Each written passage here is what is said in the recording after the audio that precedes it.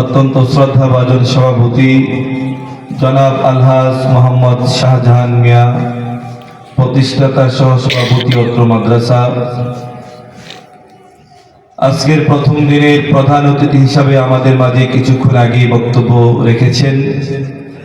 অত্যন্ত চমৎকার এবং দিক নির্দেশনামূলক বক্তব্য উপস্থাপন করেছেন বাংলাদেশ জামাত ইসলামীর গাছা থানার সম্মানিত আমির আলহাজ মোহাম্মদ মিয়াজউদ্দিন মাস্টার সাহেব, দিগর অতিথিবৃন্দ, মুআজ্জাজ মুকাররম উলামায়ে কেরাম, আমার সামনে উপবিষ্ট এলাকার মুরব্বী বাবারা, যুবক ভাইয়েরা, মাদ্রাসার তালেবুল ইলম, আজিজ তুলাবা, পর্দার আড়ালের অবস্থানগত অত্যন্ত শ্রদ্ধেয় মা ও বোনেরা, মহান আল্লাহ পাকের দরবারে লাখ কোটি শুকরিয়া জ্ঞাপন করছি, যিনি আমাদেরকে 2 দিনব্যাপী এই তাফসীরের প্রথম দিনের শেষ অধিবেশনে এই শীতের মধ্যেও আখিরে মুনাজাতের অপেক্ষায় আমাদেরকে আসার বসার, কোরআন এবং সুন্নাহ থেকে কিছু আলোচনা করার এবং শোনার তৌফিক দান করেছেন। যে রব আমাদেরকে বিশাল নিয়ামতটুকু দান করেছেন, সকলে রবের দরবারে কালিমাতুশ শুকর আদায় করে পড়ে আলহামদুলিল্লাহ। মুহতারাম হাজিরিন, সন্ধ্যা থেকে এই পর্যন্ত অনেক উলামায়ে কেরামের জবান থেকে আমরা আলোচনা শুনতেছিলাম। সর্বশেষ আমি আপনাদের সামনে উপস্থিত হয়েছি। আল্লাহ যদি আমাকে তৌফিক দান করেন, যে আয়াতে কারিমা তেলাওয়াত করেছি, আয়াত এবং হাদিসকে সামনে রেখে অত্যন্ত সংক্ষিপ্তভাবে কিছু কথা বলার, আল্লাহ যেন ইখলাসের সাথে বলার এবং আপনাদেরকেও আমলের নিয়তে শোনার তৌফিক দান করেন। সকলে বলুন আমিন। এই মাদ্রাসার যিনি মুহতামিম, আমার অত্যন্ত শ্রদ্ধাভাজন বড় ভাই মুরব্বী জনাব আলহাজ মনির হোসেন আব্বাসী সাহেব, তিনি এই মাদ্রাসার জন্য অনেক কষ্ট করেন। এই মাদ্রাসাকে তিলে তিলে বড় করেছেন। এই মাদ্রাসার সুনাম সুখ্যাতি পুরা গাজীপুরের মধ্যে ছড়িয়ে পড়েছে। আপনাদের সার্বিক সহযোগিতায়, এলাকাবাসীর সার্বিক সহযোগিতায় উনি আপনাদেরকে নিয়ে এই মাদ্রাসাকে দিন দিন তারাক্কার উন্নতির পথে এগুচ্ছেন। আমরা দোয়া করি আল্লাহ তাআলা যেন এই প্রতিষ্ঠানকে পায়ে তাকমিল পর্যন্ত পৌঁছে দেন এবং একটা মার্কাজ হিসেবে কবুল করেন। সকলে বলুন আমিন। মুহতারাম হাজিরিন, যে নবীর শানে দুরূদ পড়তেছিলাম, আমাদের জবানটা বন্ধ ছিল। একবার দুরূদ পড়লে এই নবীর শানে এত সওয়াব। আবু দাউদ শরীফের একটি হাদিস মনে পড়ে গেল। মসজিদে নববীর মধ্যে একবার রাসূল করিম সাল্লাল্লাহু আলাইহি ওয়াসাল্লাম সাহাবায়ে কেরামদেরকে নিয়ে আলোচনা করতেছিলেন। ওহুম ইয়াতাযাকারুনা ফিল আম্বিয়া, কি আলোচনা করতেছিলেন? যে কোন নবীর দাম, কোন নবীর মান আর মর্যাদা আল্লাহ তাআলার কাছে বেশি, এই আলোচনা করতেছিলেন নবী সাহাবায়ে কেরামদেরকে। আলোচনা কোথায় হচ্ছিল? মসজিদে নববীর মধ্যে। সাহাবায়ে কেরাম তো সোনালী যুগের মানুষ ছিলেন, তাদের আলোচনাটাও দামি আলোচনা ছিল যে কোন নবীর দাম আর মান মর্যাদা বেশি। আর আমরা যদি 4-5 জন একসাথে জমা হই 4 স্টলে রাস্তাঘাটে, এলাকার মধ্যে কার কি দোষ আছে, কার কি গীবত শেখায়, এবার কে যাইব দাড়ি পাল্লা না দানির শীষ, যেরকম ঠিক কিনা? ঠিক। কিন্তু সাহাবায়ে কেরাম তো সোনালী যুগের মানুষ ছিলেন, তাদের আলোচনাটাও সোনালী যুগের আলোচনা ছিল। কারণ সাহাবায়ে কেরামকে রাসূল করিম সাল্লাল্লাহু আলাইহি ওয়াসাল্লাম এমন ভাবে তৈরি করেছেন, যেদিন এই ধরার বুকে আগমন করেছিলেন বিশ্ব মানবতার মুক্তির দিশারি, বিশ্ব মানবতার মুক্তির কান্ডারি, নবিউল আরবি ওয়াল আজম, হাবিবে কিবরিয়া, আশরাফুল আম্বিয়া, সাইয়্যিদুল আম্বিয়া, ইমামুল মুরসালিন, রাহমাতুল লিল আলামিন, দো জাহানের নবী, আপনার নবী, আমার নবী, নবিউল আরবি ওয়াল আজম, হাবিবে কিবরিয়া, আশরাফুল আম্বিয়া, সাইয়্যিদুল আম্বিয়া, জনাবে মুহাম্মদুর রাসূলুল্লাহ সাল্লাল্লাহু আলাইহি ওয়াসাল্লাম, যিনি যেদিন এই ধরার বুকে আগমন করেছিলেন। একটু পরে ওই সমাজের মধ্যে মানুষ ছিল, কিন্তু মানুষের মধ্যে মনুষ্যত্ব বোধ ছিল না, মানব ছিল, মানবতা ছিল না, পরিবার ছিল, পারিবারিক বন্ধন ছিল না, সমাজ ছিল, সমাজের বোধ বুদ্ধি ছিল না। সারা পৃথিবীর মধ্যে ছড়িয়ে পড়েছিল হত্যা, অরাজকতা, বিশৃঙ্খলা, বেহায়াপনা, মূর্তি পূজা, দেব পূজা, এমনকি মদ পান, গোত্র সংঘাত, ইফতিজিং সহ সারা পৃথিবীর মধ্যে লুটতরাজ, সন্ত্রাসী, চাঁদাবাদী ছড়িয়ে পড়েছিল এমন একটি বর্বর অসভ্য জাতিকে, যিনি মাত্র 23 বছর সময়ের মধ্যে একটি সোনালী যুগ, খায়রুল কুরুন যুগ উপহার দিয়েছিলেন। এটা এমন কোন শক্তির মাধ্যমে একটা বর্বর অসভ্য জাতিকে পরিবর্তন করে সোনালী জাতি উপহার দিয়েছিলেন? দুনিয়ার কোন তন্ত্র মন্ত্রের মাধ্যমে নয়, দুনিয়ার কোন অলৌকিক শক্তির মাধ্যমে নয়, একমাত্র আল্লাহর কোরআনের মাধ্যমে। যেরকম ঠিক কিনা?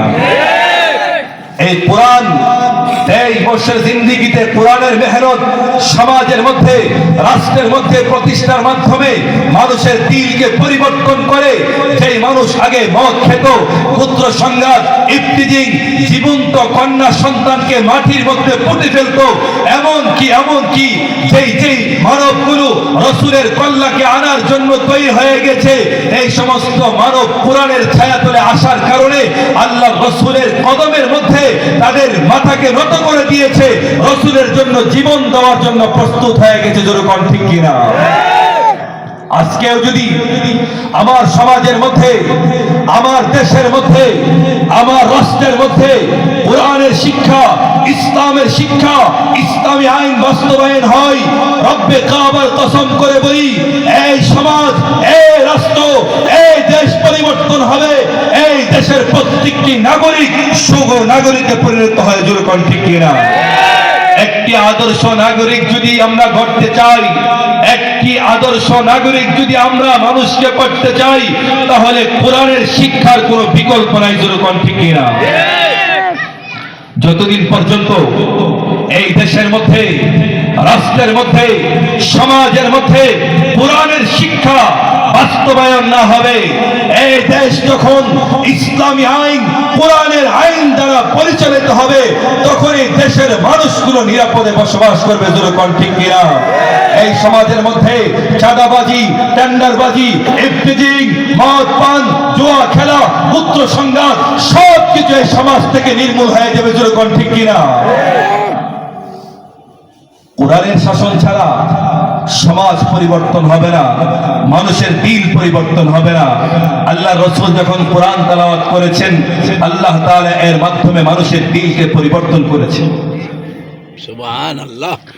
ওই জমানার মধ্যে সাহাবায়ে কেরামের যুগটা ছিল এমন যুগ, খায়রুল কুরুনি করনি সুম্মাল্লাযীনা ইয়ালুনহুম সুম্মাল্লাযীনা ইয়ালুনহুম, যে যুগ সম্পর্কে রাসূল আরবি সাল্লাল্লাহু আলাইহি ওয়াসাল্লাম বলে গিয়েছেন, আমার যুগ শ্রেষ্ঠ যুগ, সাহাবায়ে কেরামের জামানা শ্রেষ্ঠ জামানা, তাবেঈনদের যুগ খায়রুল কুরুনের যুগ। সুতরাং এই জামানার সাহাবায়ে কেরাম তারা মসজিদে নববীর মধ্যে আলোচনা করতেছিলেন কোন নবীর দাম বেশি। মনে আছে তো আপনাদের?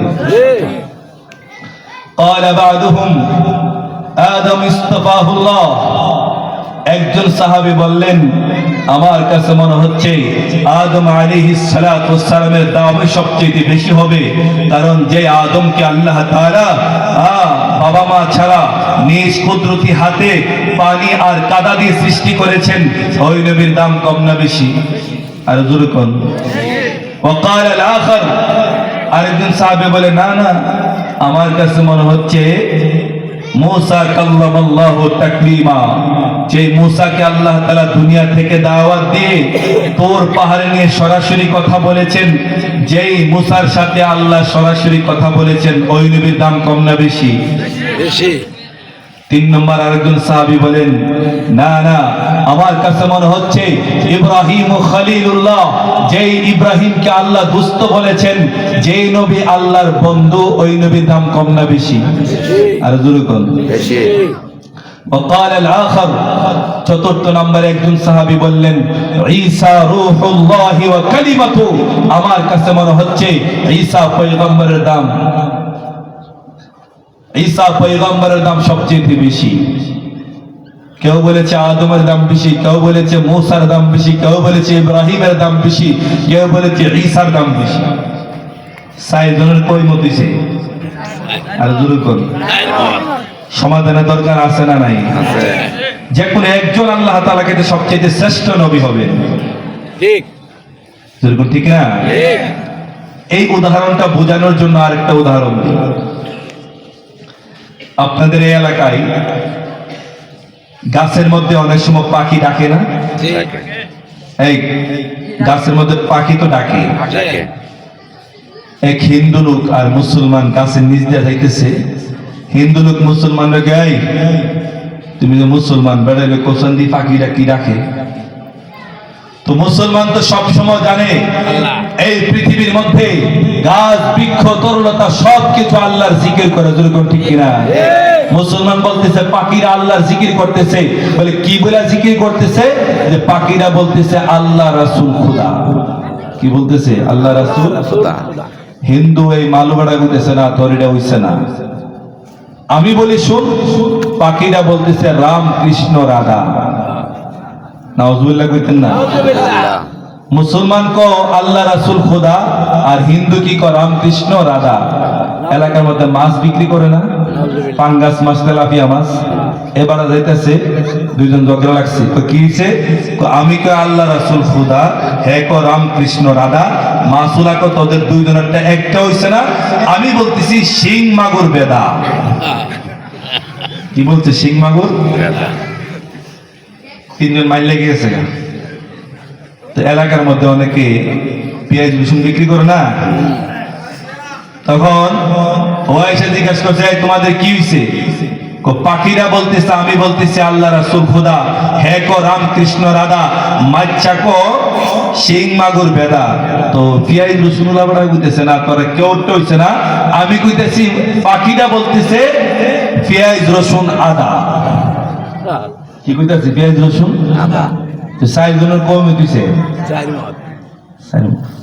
আল্লাহ রাসূল খুদা, রাম কৃষ্ণ রাধা, শিং মাগুর বেদা, পেঁয়াজ রসুন আদা। সমাধান তো পাওয়া যায় নাই। ইমাম সাহেব হুজুর আইছে, হুজুর একটা সমাধান দেয়া যান। ইমাম সাহেব, আমার কাছে সমাধান আছে। আমার কাছে সমাধান হলো পাখিরা বলতেছে যার মনে যেটা। সমাধান হয়েছে কিনা? হিন্দুরা সে তো রাম কৃষ্ণের আদাই বলবে, আর মুসলমান সে তো আল্লাহ রাসূল খুদাই বলবে, যেরকম, ঠিক কিনা? সাহাবায়ে কেরামের মধ্যে কেউ বলতেছে আদমের দাম বেশি, কেউ বলতেছে মুসার দাম বেশি, কেউ বলতেছে ইব্রাহিমের দাম বেশি, কেউ বলতেছে ঈসার দাম বেশি। রাসূল করিম সাল্লাল্লাহু আলাইহি সাল্লাম মসজিদ থেকে, হুজরা মুবারক থেকে মসজিদে আসতেছিলেন আর বলতেছিলেন, ও সাহাবায়ে কেরাম, সামি'তু কালামাকুম ওয়া তাআজ্জুবাকুম, আমি রাসূল তোমাদের আলোচনা শুনতেছিলাম আর রাসূল অবাক হয়ে গেলাম। কেন অবাক হলেন?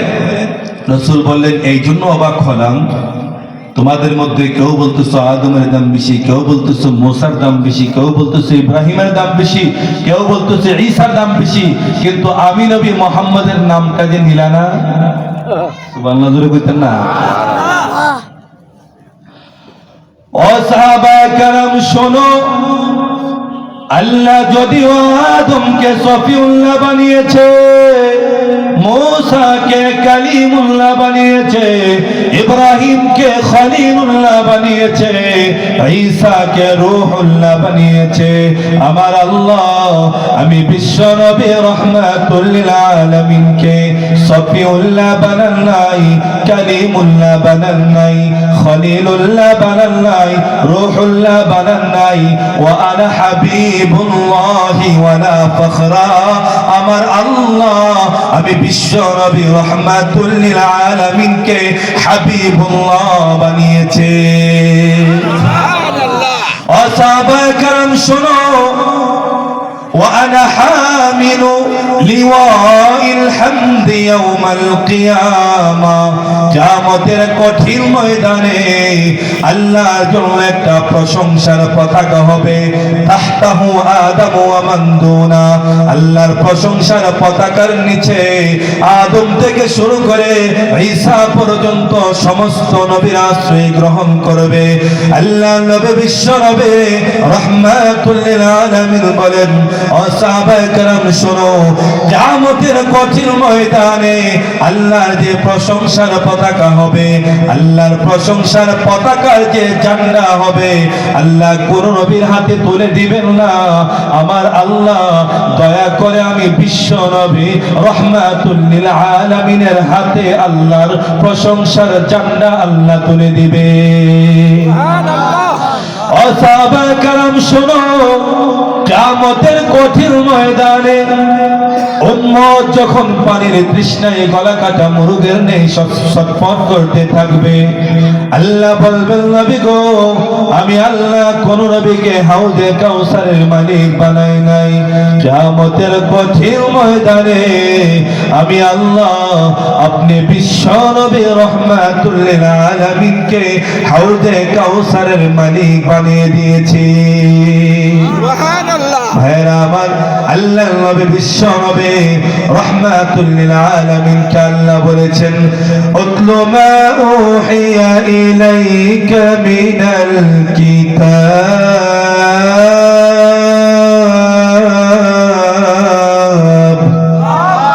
নবী আপনি কোরআন তেলাওয়াত করেন। আল্লাহ নবী যখন মধুর কণ্ঠে কোরআন তেলাওয়াত শুরু করে দিয়েছে, মক্কার কাফের বেঈমানেরা বলে, না না মুহাম্মদ তিনি নবী না, রাসূল না, তিনি কবি হবেন না তো গণক হবেন। আল্লাহ বলেন, না না আমার নবী কোন কবি না, আমার নবী গণক না, আমার নবী জাদুঘর না। আমি আল্লাহ আমি বিশ্ব নবী রাহমাতুল লিল আলামিনকে গোটা পৃথিবীর জন্য রহমত হিসাবে প্রেরণ করেছি। সুবহানাল্লাহ। আল্লাহ নবী কোরআন তেলাওয়াত করে রাসূলের কোরআন শোনার জন্য কাফেররা পর্যন্ত অবাক দৃষ্টিতে তাকে থাকতো। আল্লাহ নবী বলেন, ওয়াশ-শামসি ওয়া দুহাহা ওয়াল কমারি ইযা তালাহা ওয়ান নাহারি ইযা জাল্লাহা।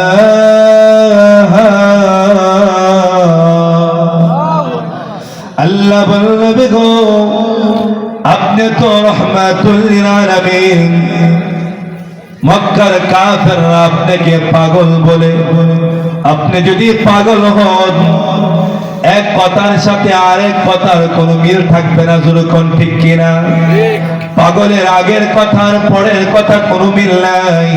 কিন্তু আমার নবী যখন তেলাওয়াত করেছে, ফাবিআইয়ি আলাই রাব্বিকুমা তুকাযযিবান, কিছুক্ষণ পরে পরে আল্লাহ যখন বলেন, ফাবিআইয়ি আলাই রাব্বিকুমা তুকাযযিবান, কাফেররা বলে এত সুন্দর তেলাওয়াত কোনো পাগলের হতে পারে না। তিনিও পাগল না, তিনি জাদুঘর হবে, না হয়তো গণক হবে, না তো কবি হবে। আল্লাহ বলেন না, ওয়ামা আরসালনাকা ইল্লা রাহমাতাল লিল আলামিন।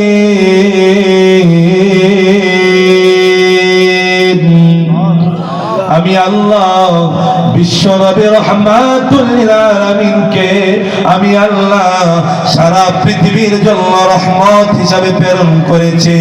আমার নবী মানবের জন্য যেমন রহমত, দানবের জন্য তেমন রহমত, পুরুষের জন্য যেমন রহমত, নারীর জন্য তেমন রহমত, বিধবাদের জন্য যেমন রহমত, ইয়াতীমের জন্য তেমন রহমত, বুড়ার জন্য যেমন রহমত, যুবকের জন্য তেমন রহমত, শ্রমিকের জন্য যেমন রহমত, নেতার জন্য তেমন রহমত। যেরকম ঠিক কিনা ভাইরা আমার, এক নম্বর আল্লাহ বললেন গো উতলু মা উহিয়া ইলাইকা মিনাল কিতাব, হে রাসূল আপনার উপরে যে কোরআন নাযিল করেছি আপনি কোরআনকে বেশি বেশি তেলাওয়াত করেন। যেরকম ঠিক কিনা কোরআন তেলাওয়াতের দরকার আছে না নাই?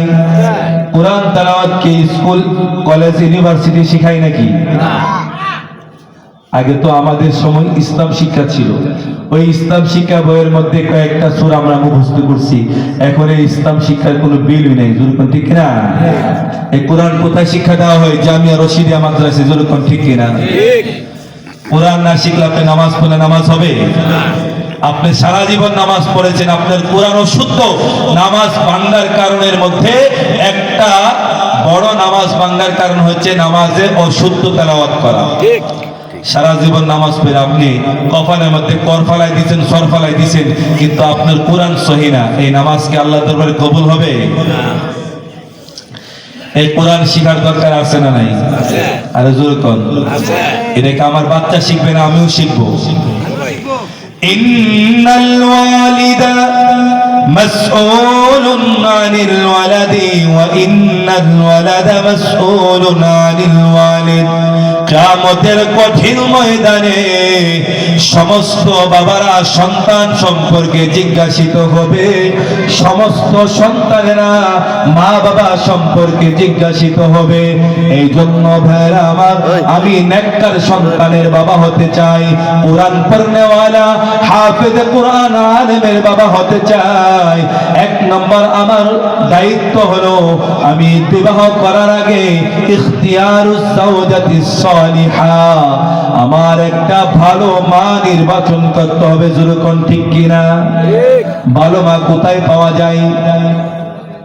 আরো যেরকম কলেজে, ভার্সিটি, ঢাকা বিশ্ববিদ্যালয়, অক্সফোর্ড ইউনিভার্সিটিতে ভালো মা কোথায় পাওয়া যায়?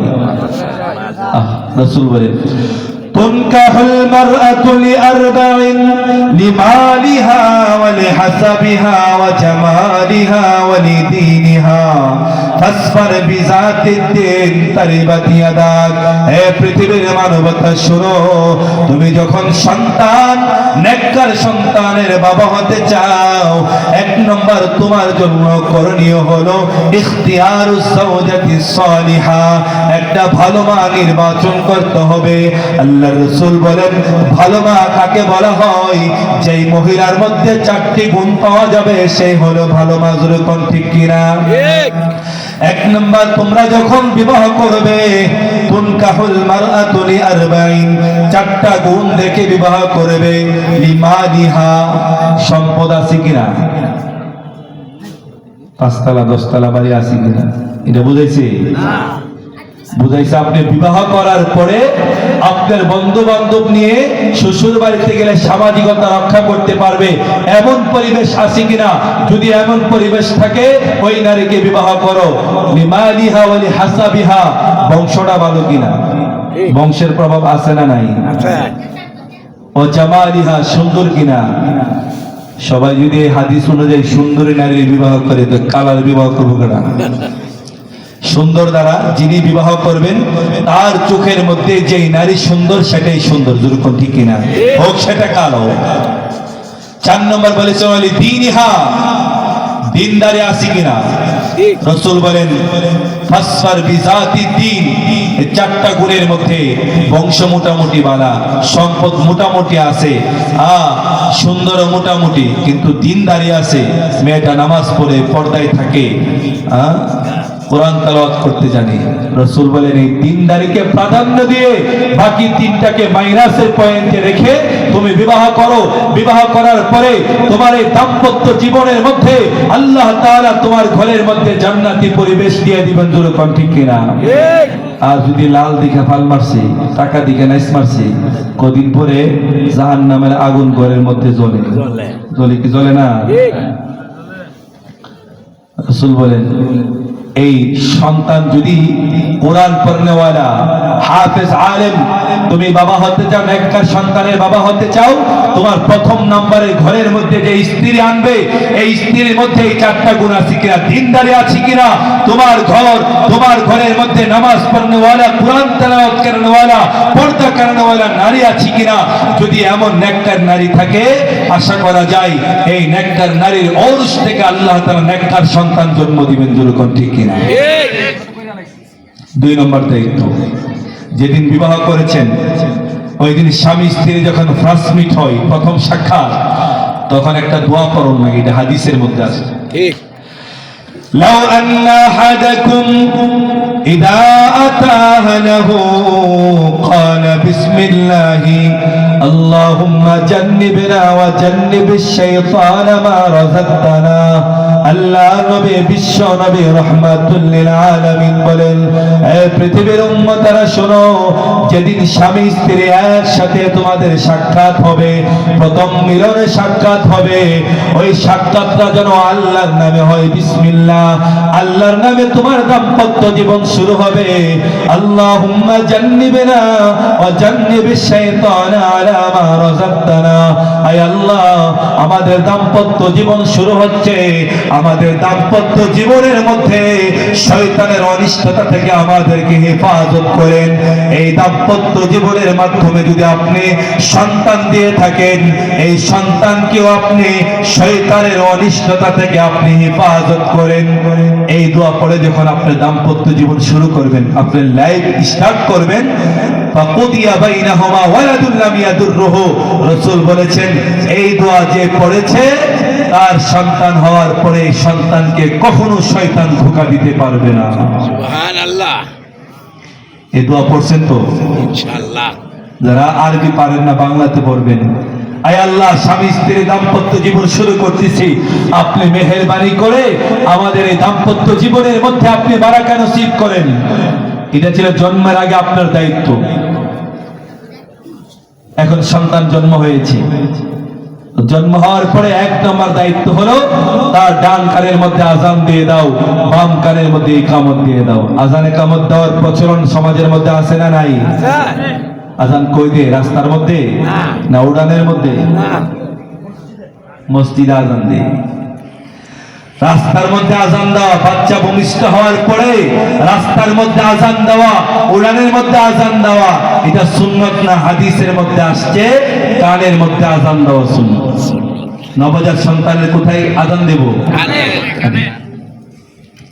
রাসূলের গোলাম ছিলেন আবু রাফি মাওলা রাসূলুল্লাহ সাল্লাল্লাহু আলাইহি ওয়াসাল্লাম, তিনি বলেন রাআইতু রাসূলুল্লাহ সাল্লাল্লাহু আলাইহি ওয়াসাল্লাম أذن في أذن الحسن بن علي حين ولدته فاطمة بالصلاة।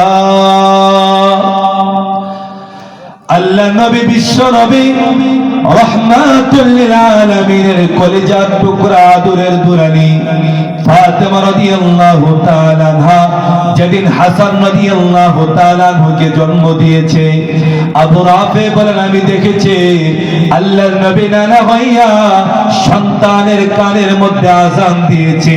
হিনা ওয়ালাদাতু ফাতিমা বিসসালাহ, ফাতেমা যেদিন হাসানকে জন্ম দিয়েছে আল্লাহর নবী নানা হইয়া কানের মধ্যে আযান দিয়েছে। বিসসালাহ, কেমন আযান দিয়েছে? নামাজের জন্য যে শব্দের মাধ্যমে আযান দেওয়া হয় হুবহু ওই শব্দের মাধ্যমে নবজাত সন্তান নাতির কানের মধ্যে আল্লাহর নবী আযান দিয়েছে। ফাতেমাকে চিনেন? ফাতেমাকে রাসূলের কলিজার টুকরা, আদরের দুলালি, তিনি যখন নবজাত সন্তান জন্ম দিয়েছে ওই দিন আল্লাহ রাসূল নানা হয়ে এই ফাতেমার সন্তান হাসানের কানের মধ্যে আযান দিয়েছে। এটা হলো সুন্নাত। কোথায় আজান দেবে? কানের মধ্যে। বাহিরে আজান দেওয়া, রাস্তার মধ্যে আজান দেওয়া এটা সুন্নাত নয়। জন্মের পরে 1 নম্বর দায়িত্ব, দান কানে আজান দিয়ে দাও, বাপ কানে ইকামত দিয়ে দাও। যে সন্তানের কানের মধ্যে প্রথমে আল্লাহু আকবারের ধ্বনির মাধ্যমে আল্লাহর বরত্বের স্লোগান দেওয়া হয়েছে, বড় হওয়ার পরে এই সন্তান ইঞ্জিনিয়ার হবে, ব্যারিস্টার হবে, ডাক্তার হবে, প্রফেসর হবে, তারপরও সে নাস্তিক হবে না। কারণ যেদিন সে জন্ম নিয়েছে ওই দিন তার কানের মধ্যে আজান দিয়ে তার এই কথা স্মরণ করে দেওয়া হয়েছে, এই শোনো, যেদিন তুমি জন্ম হয়েছো তোমার কানের মধ্যে আজান দেওয়া হয়েছে, এখন শুধু তোমার নামাজে জানাজা বাকি আছে। দুরকম ঠিক কিনা? আজান দেওয়ার পর জামাতের সময় কি বেশিক্ষণ থাকে না, অল্প সময় পরে কি হয়ে যায়, জামাত আরম্ভ হয়ে যায়। আমাদের তো আজান হয়ে গিয়েছে যেদিন আমরা জন্ম নিয়েছি, এখন শুধু জামাত, এখন শুধু জানাজার নামাজটা বাকি আছে। দুরকম ঠিক কিনা? जिस दिन तू पैदा हुई अजान कामत हो गई, आप तेरे सिर्फ नमाज जनाजा बाकी है, এখন শুধু তোমার জানাজার নামাজ বাকি আছে। ঠিক। জন্মের পরে 1 নম্বর দায়িত্ব। 2 নম্বর দায়িত্ব হলো তাহনিক করানো। কি করানো বলেন? তাহনিক। তাহনিক মানে একটা খেজুর অথবা একটা মিষ্টান্ন কোন আল্লাহওয়ালা বুজুর্গের কাছে নিয়ে যাবেন, বলে হুজুর আমার ছেলে হয়েছে, আমার নাতি হয়েছে, আমার সন্তানটাকে তাহনিক করিয়ে দিন। হাদিসের মধ্যে এসেছে, বুখারী শরীফের হাদিস, আসমা বিনতে আবি বকর রাদিয়াল্লাহু তাআলা আনহা হামালাত বি আব্দুল্লাহ ইবনে জুবাইর, হযরত আবু বকর সিদ্দিক রাদিয়াল্লাহু তাআলা আনহুর মেয়ে আসমা। নাম শুনেন নাই? আবু বকর রাদিয়াল্লাহু তাআলার নাম শুনছেন? दुनियाए सदाकत में तेरा नाम रहेगा, दुनियाए सदाकत में तेरा नाम रहेगा, सिद्दीक तेरा नाम से इस्लाम रहेगा, सिद्दीक तेरा नाम से इस्लाम रहेगा, दुनियाए अदालत में तेरा नाम रहेगा, फारूक तेरा नाम से इस्लाम रहेगा, फारूक तेरा नाम से इस्लाम रहेगा, इस्लाम से तो परश मुनि तारिक पेचे खुजे, परश ताहार सुना हलो जारा तादरई मोरा खुजी। যেরকম ঠিক কিনা? বলেছেন হযরত রাসূল শেষ পয়গম্বর, আমার পরে যদি নবী হতো কেউ হতো ঠিক সেই উমর, আমার পরে যদি নবী হতো কেউ হতো ঠিক সেই উমর। অর্ধ পৃথিবী শাসন করেছেন যিনি ধুলির তখতে বসে, খেজুরের পাতার প্রাসাদ তাহার বারে বারে গেছে খুশি, খেজুরের পাতার প্রাসাদ তাহার বারে বারে গেছে খুশি, শুধু আঙ্গুল হেলনে শাসন করেছেন যিনি এ জগতের, দিয়েছিলেন ফেলে মুহাম্মাদের চরণ সে শামশির, দিয়েছিলেন ফেলে মুহাম্মাদের চরণ সে শামশির। আবু বকর সিদ্দিক রাদিয়াল্লাহু তাআলা আনহুর মেয়ে আসমা বলতেছেন, আমি যখন আমার হামালাত বি আব্দুল্লাহ ইবনে জুবাইর, আব্দুল্লাহ ইবনে জুবাইরের সাথে যখন আমি সংসার করেছি, আমার গর্ভের মধ্যে যখন বাচ্চা এসেছে, ফাহামালতু আতাইতুল মদিনা ফাখরাজতু, আমি মদিনা থেকে, আমি মক্কা থেকে হিজরত করে মদিনাতুল মুনাওয়ারায় চলে আসলাম। وأتيت بقباء ونزلت بقباء, আমি মদিনার অদূরবর্তী কুবা নামক মসজিদ আছে, আপনারা যারা হজ করেছেন উমরা করেছেন, কুবা মসজিদ, এই মসজিদের কাছে চলে আসলেন। তিনি বলেন ওয়াজাতু ফাওয়ালাদাতহু, আমি কুবা নামক জায়গার মধ্যে সন্তান প্রসব করেছি। একটা ধরছে এটা ক্লিয়ার করে ফাতাইতু বিহিন নবী সাল্লাল্লাহু আলাইহি ওয়াসাল্লাম, আমার এই সন্তানকে রাসূলের দরবারে নিয়ে গেলাম। ওয়াজাতু বিহাদিরিহি, আল্লাহর রাসূলের কোলের মধ্যে আমার সন্তানকে রেখে দিলাম। সুবহানাল্লাহ।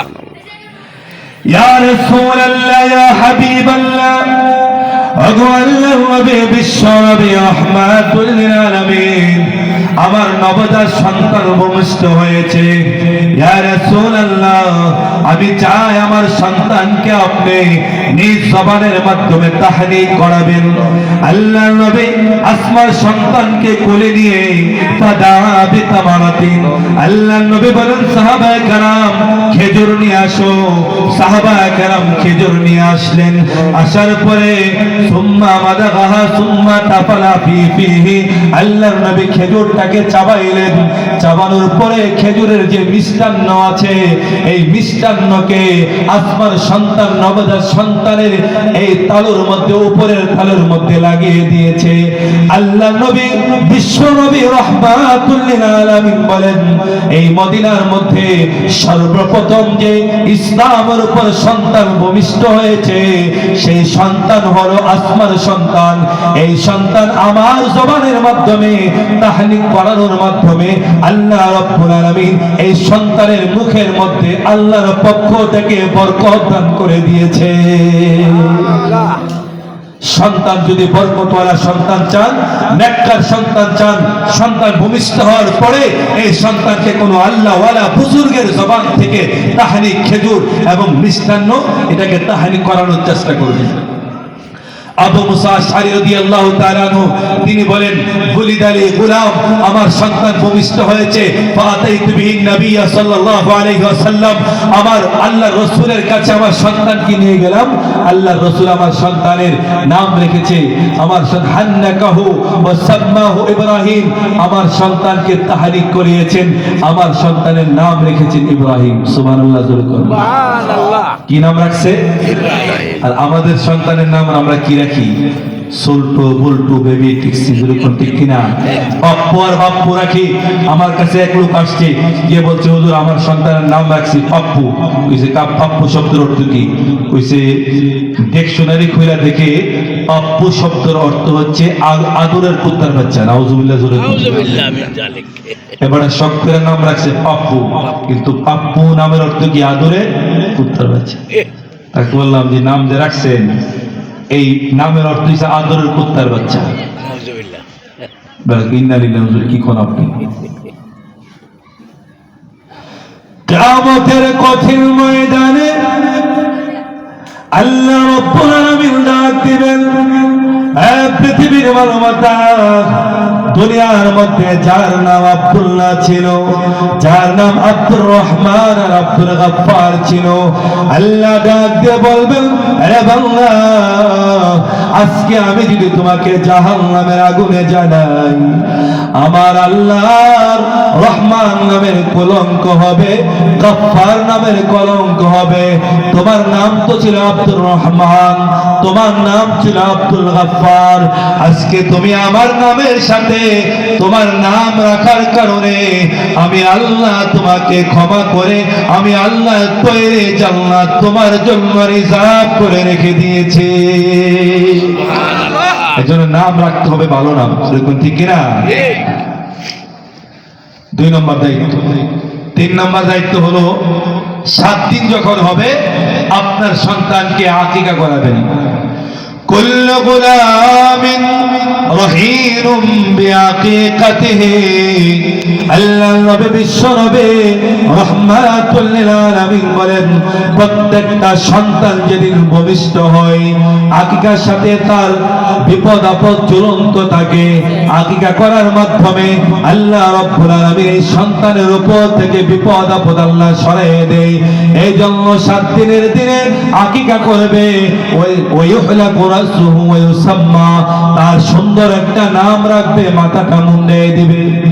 7 দিনের দিন আকিকা করবে, মাথা মুন্ডাবে আর সুন্দর একটা কি রাখবে? নাম রাখবে।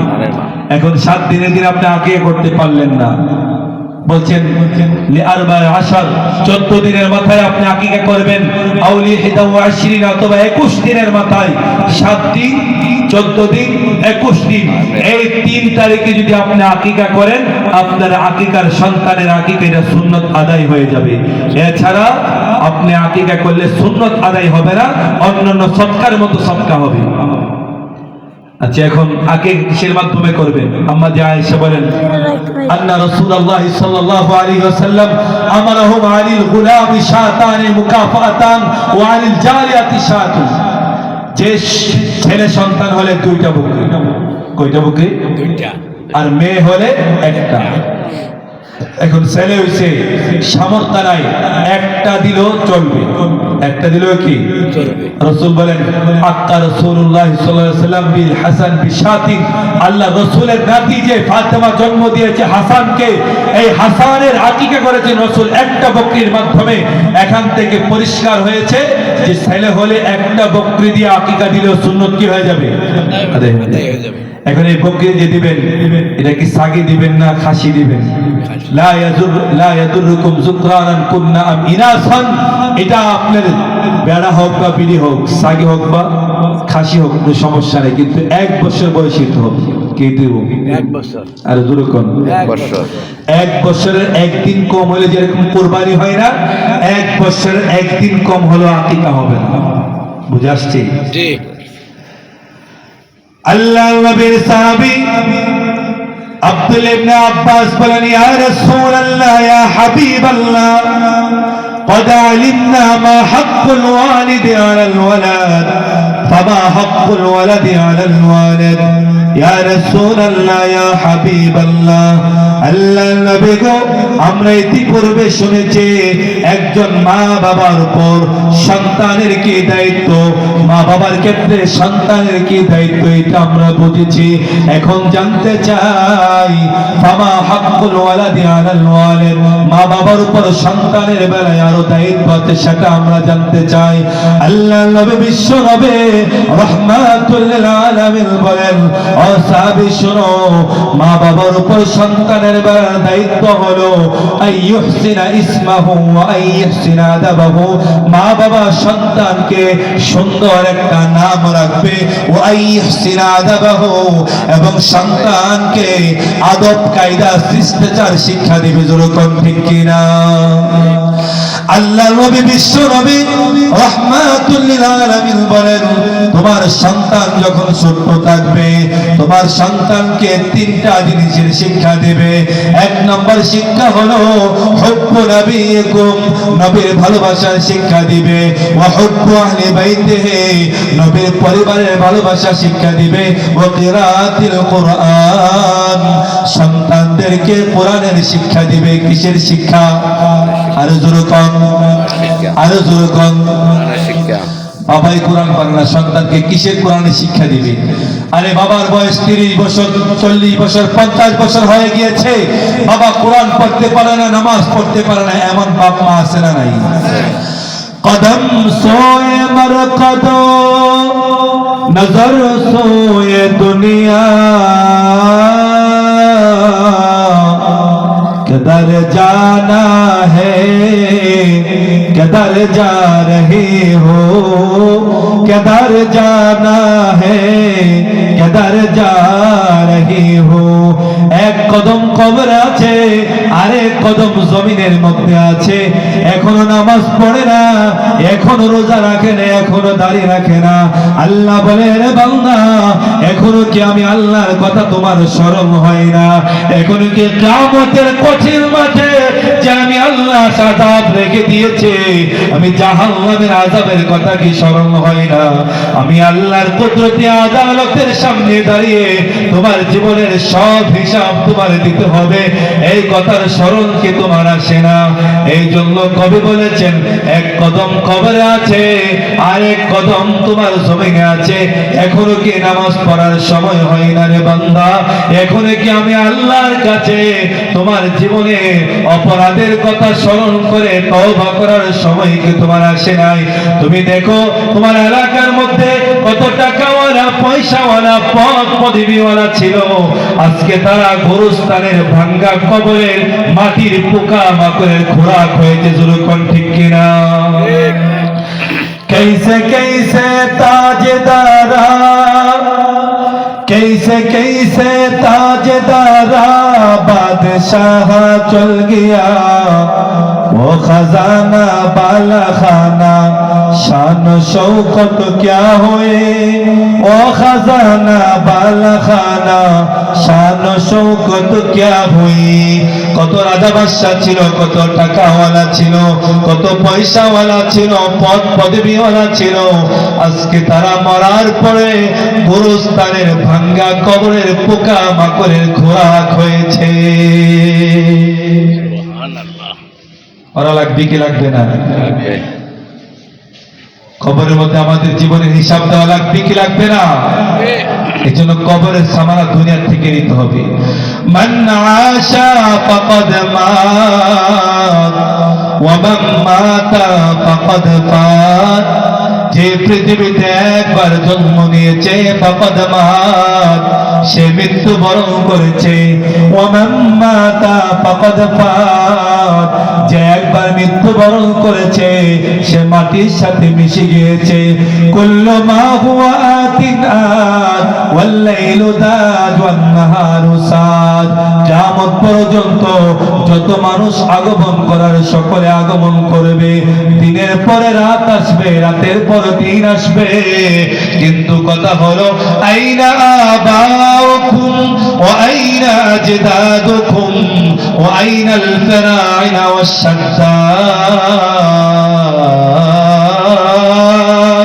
তোমার বাবার আজকে কোথায় তোমার দাদারা পরদাদারা আজকে কোথায় আজকে ফেরাউন কোথায় নমরুদ কোথায় সাদ্দাত হামান আর কারুন কোথায় তারা যেই পথের পথিক হয়েছে আমার আপনারও সেই পথের পথিক হতে হবে জোরে কোন ঠিক কিনা এই জন্য ভাইরা আমার আল্লাহর নবী বিশ্ব নবী রাহমাতুল লিল আলামিন পৃথিবী থেকে যেদিন বিদায় হয়ে যাবে আল্লাহর নবীকে কাপড় দিয়ে আকৃষ্ট করে রেখে দিয়েছে আল্লাহর নবীর মাথায় বড় ব্যথা বুকে বড় ব্যথা আল্লাহর নবী ফাতেমাকে ডাক দিয়ে বলে ফাতেমা দরজার দিকে তাকিয়ে দেখো কে জানি আমাকে বারবার সালাম দেয় আর ঘরের ভিতরে ঢোকার জন্য অনুমতি চাই ফাতেমা রাদিয়াল্লাহু তাআলা আনহা দরজার দিকে তাকালে আল্লাহ রাব্বুল আলামিন আজরাইলের পরে সুরতরা ফাতেমার চোখের সামনে তুলে দিয়েছে ফাতেমা চিৎকার দিয়ে বলেছে ইয়া রাসূলুল্লাহ ইয়া হাবিবাল্লাহ উনি কে গো নাকি আমি চিনতে পারলাম না মক্কা মদিনা কোন চেহারার সাথে তার চেহারার মিল দেখা যায় না আল্লাহর নবী ডাকতে বলে ফাতেমা হাদা মালাকুল মাউত হাদা হাজিমুল লাজ্জাত হে ফাতেমা তুমি তাকে চিনবা না উনি দুনিয়ার কেহ না উনি হলেন মালাকুল মাউত আজরাইল আলাইহিস সালাম ফাতেমা চোখের পানি ছেড়ে দিয়ে বলে আল্লাহ উনি যদি মালাকুল মাউত হয়ে থাকে এই মুহূর্তে আমি ঘরের দরজা জানালা সব বন্ধ করে দেব কারণ আমার আব্বা অনেক দিন ধরে অসুস্থ এই মুহূর্তে আজরাইল কেন আমার বাবার জান কবজ করার জন্য আসলো না না আমি দেব না ঘরের দরজা জানালা সব বন্ধ করে দেব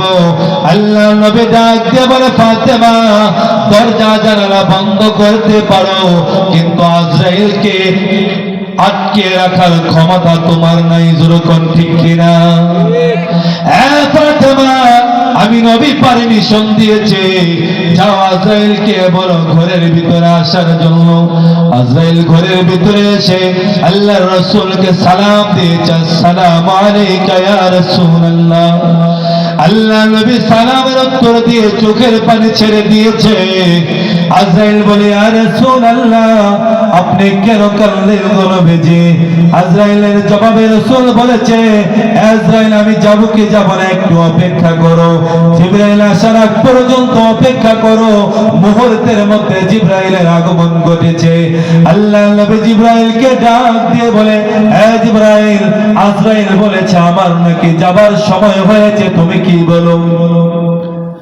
আল্লাহ নবী ডাক দিয়ে বলেন হে জিবরাইল আমি এখন কি চলে যাব না দুনিয়াতে থাকব জিবরাইল ডাক দিয়ে বলে ইয়া রাসূলুল্লাহ ইয়া হাবিবাল্লাহ আল্লাহ নবী গো ইন্নাকা মাইয়িতুন ওয়া ইন্নাহুম মাইয়িতুন হে নবী আপনিও মরণশীল, আপনার দুশ্মন যারা আছে তারাও মরণশীল। আল্লাহ নবী একথা শোনার পরে চোখের পানি ছেড়ে দিয়েছে। জিবরাইল ডাকতে বলে, ইয়া রাসূলুল্লাহ, আপনি বিশ্ব নবী, আপনার চোখের পানি আমি জিবরাইল বরদাস্ত করতে পারি না, আপনি কি ফাতেমার জন্য কাঁদেন? আল্লাহ নবী বলে, জিবরাইল আমি ফাতেমার জন্য কাঁদি না, আপনি কি হাসান হুসাইনের জন্য কাঁদেন? বলে, না না, আমি হাসান হুসাইনের জন্য কাঁদি না, উম্মতের জন্য কাঁদেন। আল্লাহ নবীকে বলে, ইয়া রাসূলুল্লাহ, আপনি যদি উম্মতের জন্য কাঁদেন, আমি জিবরাইল এই মুহূর্তে আপনাকে সুসংবাদ দিতে চাই, আপনার পৃথিবীর মধ্যে প্রান্ত প্রান্ত থেকে উম্মতের খবর মুহূর্তে মুহূর্তে আমি রওজা ধারে পৌঁছে দেব। আল্লাহ নবী বলে, জিবরাইল আমি ফাতেমার জন্য কাঁদি না, হাসান হুসাইনের জন্য কাঁদি না, উম্মতের খবর পাবো কি পাবো না এই জন্য কাঁদি না। কেন কাঁদেন গো নবীজি? আল্লাহ নবী বলেন, আরে জিবরাইল আমি কাঁদি এই জন্য, কতদিন আমি পৃথিবীতে ছিলাম আল্লাহর সাথে আমার একটা ওয়াদা ছিল। কি ওয়াদা? আল্লাহ বলেছে, নবী গো আপনি যতদিন পর্যন্ত পৃথিবীতে থাকবেন আপনার উম্মতকে একসাথে গজব দিয়ে আমি শেষ করব না। এই মুহূর্তে যদি আমি পৃথিবী থেকে চলে যাই, আমার উম্মতের জিম্মাদার কে হবে?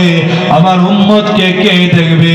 আল্লাহ ডাক দিয়ে বলে, জিবরাইল আমার বন্ধুকে জানিয়ে দাও তার উম্মতের মধ্যে যারা 5 ওয়াক্ত নামাজ পড়বে আমি স্বয়ং আল্লাহ তাদের জিম্মাদার হয়ে যাব। সুবহানাল্লাহ। এই জন্য ভাইরা আমার 5 ওয়াক্ত নামাজ পড়ার চেষ্টা করবো তো ইনশাআল্লাহ। সন্তানদেরকে কোরআন শিক্ষা দিবে তো ইনশাআল্লাহ। আমরা নিজেও কোরআন শিক্ষা করব, সন্তানদেরকে কোরআন শিক্ষার ব্যবস্থা করে দেব। জামিয়া রশিদিয়া এতিমখানা মাদ্রাসার মধ্যে সন্তানকে পাঠিয়ে দিব। আমার সন্তান যখন হাফেজ হবে, আমার সন্তান যখন আলেম হবে, আল্লাহ বলবেন হাফেজে কোরআন যাও 10 জন হাত 10 জন কাট্টা জাহান্নামীকে নিয়ে জান্নাতে চলে যাও। আর আলেম হওয়ার পরে বলবেন, তামাইয়াজু ইয়া মাশারাল উলামা, হে উম্মতের উলামায়ে কেরাম, আপনার সিনার মধ্যে আমি আল্লাহ ইলম দিয়েছি, আপনাকে আমি কিয়ামতের কঠিন ময়দানে নবীগণ সুপারিশ করবে। ইয়াশফাউ ইয়াউমাল কিয়ামাতি সালাসা আল আমবিয়া সুম্মা শুহাদা সুম্মা আল উলামা। কিয়ামতের কঠিন ময়দানে নবীগণ সুপারিশ করবে, শুহাদায়ে কেরাম সুপারিশ করবে, আলেমরা সুপারিশ করবে। আলেমরা কি পরিমাণ সুপারিশ করবে? আল্লাহ বলবেন, আলেম যে পরিমাণ সুপারিশ করবে আমি আল্লাহ তার সুপারিশ কবুল করে এই পরিমাণ জাহান্নামীকে জান্নাতের ফয়সালা করে দেব। সুবহানাল্লাহ। যেন হাফেজ বানাবেন, আলেম বানাবেন, দুনিয়াতেও শান্তিতে থাকবেন, পরকালেও শান্তিতে থাকবেন। আর জামিয়া রশিদিয়া মাদ্রাসা, এই মাদ্রাসার মধ্যে যারা বিভিন্ন ভাবে সাহায্য সহযোগিতা করেন, টাকা দিয়ে, পয়সা দিয়ে, অর্থ দিয়ে, শ্রম দিয়ে, সময় দিয়ে, বুদ্ধি পরামর্শ দিয়ে, সন্তান দিয়ে, আল্লাহ যেন সকলকে দ্বীনের জন্য কবুল করেন। সকলে বলুন আমিন। ওয়া আখিরু দাওয়ানা আনিল হামদুলিল্লাহি রাব্বিল আলামিন।